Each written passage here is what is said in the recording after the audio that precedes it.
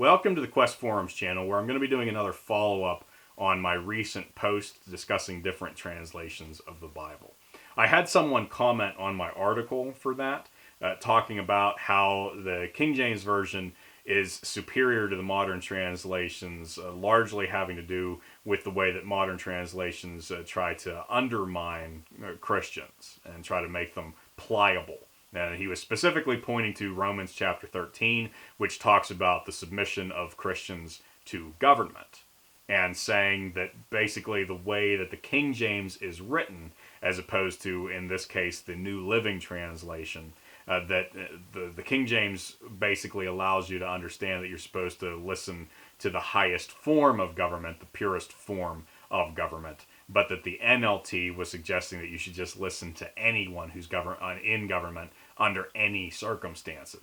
And then that if you did this, that it would make Christians really passive, and they wouldn't be able to stand up to anyone who was doing anything wrong in government.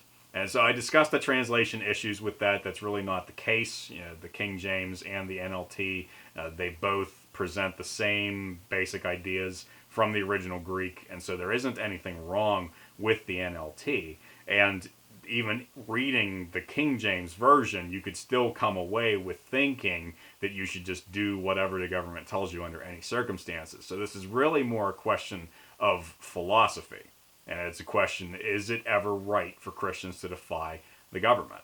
Well, I would say so under certain circumstances, because that's exactly what you find in Acts chapter 4 and 5. It's one of the best places to look for this, where the apostles Peter and John have been commanded by the Sanhedrin, which was the highest religious authority in Jerusalem, in Judea, and they were told not to evangelize in the name of Jesus.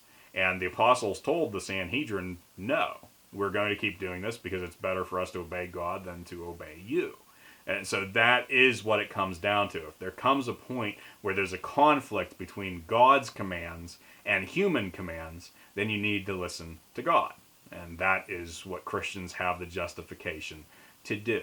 One of the classic formulations of this comes to us from Thomas Aquinas from the 13th century, where he explained that all government is ordained by God, which is what Romans 13 presents. But we have to understand government correctly. That government exists to serve and protect its people, and that is why God established it. And every government has some type of role in doing that.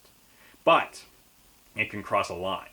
And instead of serving its people, it can become self-serving. And when it does that, it's no longer actually rightly ordered government at all. It becomes a tyranny.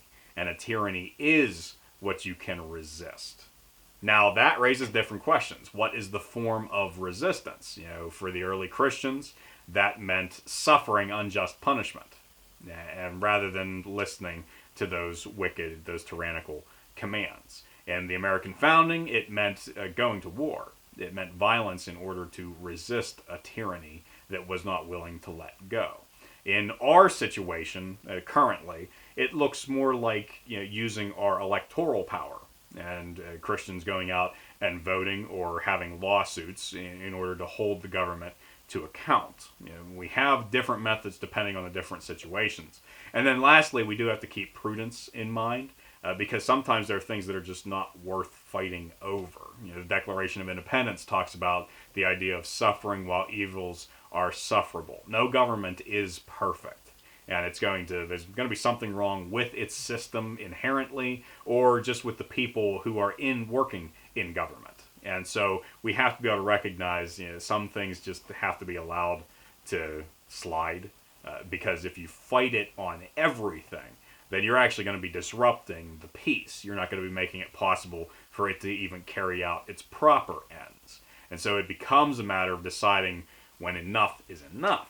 And then you really do have to ramp up the resistance. Again, that's something that I do think Christians are justified in doing.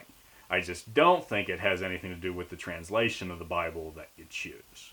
So hopefully that does make sense. If you have any thoughts you want to share on this, or any other questions, you can put those in the comments below. Thanks for checking out this video, and until next time, keep looking up.